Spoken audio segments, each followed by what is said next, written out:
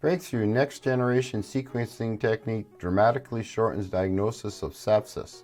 I'm Steve Belair. Welcome to Breakthroughs. Availability of results within 5 to 6 hours of blood draw allow faster and more precise intervention when time is of the essence. A report in the Journal of Molecular Diagnostics, published by Elsevier, describes a new technique that uses real-time next-generation sequencing, NGS, to analyze tiny amounts of microbial cell-free DNA in the plasma of patients with sepsis, offering a possibility of accurate diagnosis of sepsis-causing agents within a few hours of drawing blood.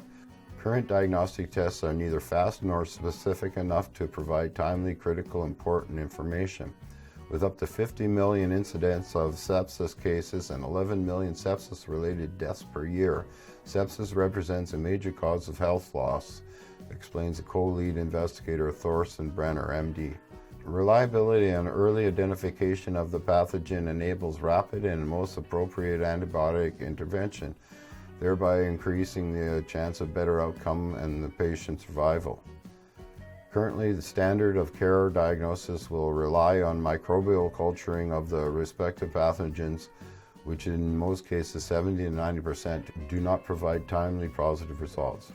NGS encompasses several advanced processes used to sequence the nucleotides in DNA. In previous work, the investigators described a system that utilizes NGS of microbial cell-free DNA to detect blood pathogens that was highly sensitive and faster than standard blood cultures within 28 hours.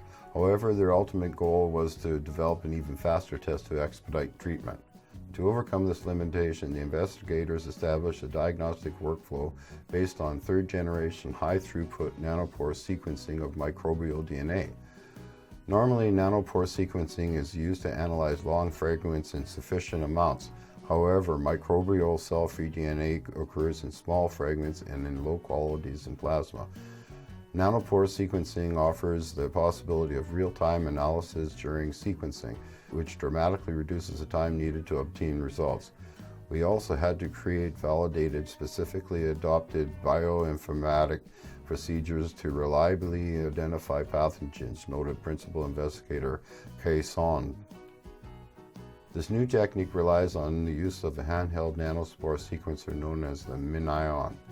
This device is portable, can read out ultra-long reads, and immediately process reads in real time. In this proof of concept study, the investigators analyzed plasma from 4 septic patients and 3 healthy controls who were hospitalized in the ICU. Each sample's DNA underwent sequencing using both technologies, the standard NGS Illumina and the new Nanospore NGS technology. With nanospore sequencing, all septic patient samples were found to be positive for relative pathogens, whether bacterial, viral, or fungal. After additional refinements, the new technique was able to achieve a 3.5-fold increase in sequencing throughput, allowing pathogen identification within minutes after sequencing began. In fact, the highest quality results were generated within 2 to 3 hours of the beginning of the sequencing.